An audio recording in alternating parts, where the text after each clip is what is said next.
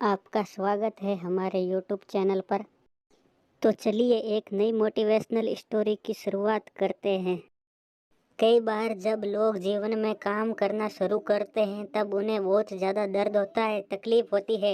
उन्हें बहुत ज़्यादा मेहनत करना पड़ता है और ये बात उनसे बर्दाश्त नहीं हो पाती। उनका शरीर जवाब दे देता है और वो उस काम को छोड़कर किसी और तरकीब से सफल होने का प्रयास करते रहते हैं। लेकिन याद रखिएगा, इस प्रकार से कोई भी व्यक्ति जीवन में सफल नहीं हो पाता है। याद रखिए कि सफलता का मार्ग मेहनत, दर्द और तकलीफ से होकर गुजरेगा। तो चलिए इस बात को एक कहानी के माध्यम से समझते हैं। एक बार एक मूर्तिकार अपने चीनी और हथौड़े से एक पत्थर को भगवान की मूर्ति का आकार देने का प्रयास कर रहा था। जैसे ही वह चीनी पर अपना हथौड़ा चलाता, वह पत्थर चिल्लाने लगता और कहने लगता कि ये क्या कर रहे हो, मुझे इतना मार क्यों रहे हो, मुझे बहुत दुख हो रहा है, तकलीफ हो रही है, पीड़ा हो रही है, मुझे अपने हाल पर छोड़ दो और यहाँ से चले जाओ। मूर्तिकार ने उस पत्थर से कहा, मुझे बहुत अच्छे से पता है कि तुम्हें बहुत ज़्यादा दर्द हो रहा है, तकलीफ हो रही है और तुम बहुत ही ज़्यादा पीड़ा में हो, लेकिन यदि आज तुमने इस दर्द को नहीं सहा, इस तकलीफ को नहीं सहा, तो जीवन भर तुम यहीं इसी प्रकार पड़े रहोगे। मुझे पता है कि तुम में आगे बढ़ने की अपार संभावना है, तुम एक अच्छे पत्थर हो, लेकिन यदि तुम इसी प्रकार से रहोगे तो कभी भी आगे नहीं बढ़ पाओगे। इतना कहकर मूर्तिकार ने औजार उठाए ही थे कि पत्थर फिर से चिल्लाने लगा, गिड़गिड़ाने लगा, विनती करने लगा कि मुझे अपने हाल पर छोड़ दो।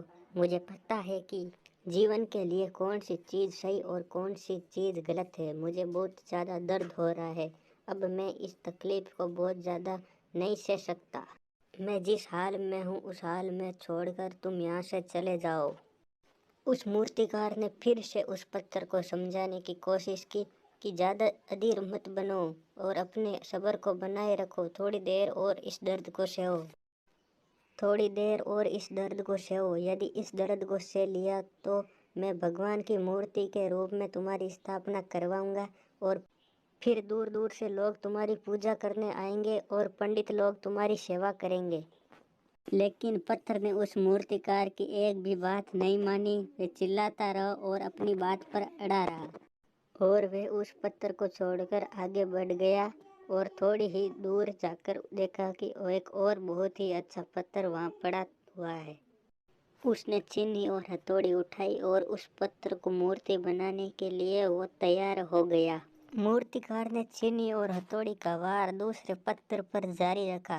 दूसरे पत्थर को भी दर्द हुआ, तकलीफ हुई, लेकिन उस पत्थर ने बर्दाश्त कर लिया और देखते ही देखते थोड़ी समय के बाद उस पत्थर ने भगवान की मूर्ति का रूप धारण कर लिया। थोड़े दिन बाद उस मूर्ति की एक मंदिर में स्थापना हो गई। धीरे धीरे करके लोग वहाँ पूजा पाठ करने आने लगे। लोगों की मन्नत वहाँ से पूरी होने लगी और वह मंदिर बहुत ही ज़्यादा प्रसिद्ध हो गया। अब धीरे धीरे करके दूर दूर के गांव से लोग वहाँ पूजा पाठ करने आने लगे। फिर एक दिन उसी पत्थर को उसी मंदिर में लाया गया जिसने छीनी और हथौड़ी का दर्द नहीं सहा था और उसे एक कोने में रख दिया गया। अब लोग आते और उस पर नारियल फोड़ते। अब वो पत्थर मन ही मन बहुत ज़्यादा पछता रहा था, दुखी हो रहा था और अपने आप से कह रहा था कि काश मैंने उस दिन उस दर्द को, उस तकलीफ को सह लिया होता तो आज लोग मेरी भी पूजा करते।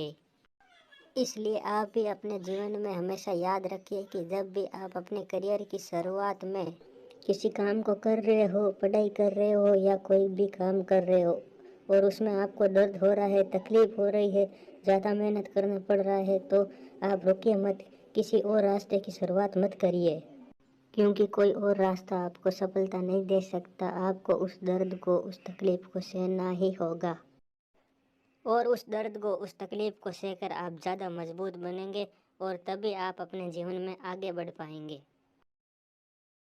यदि ये कहानी आपको पसंद आई हो और इससे कोई सीख मिली हो तो लाइक कीजिए और चैनल को सब्सक्राइब कीजिए।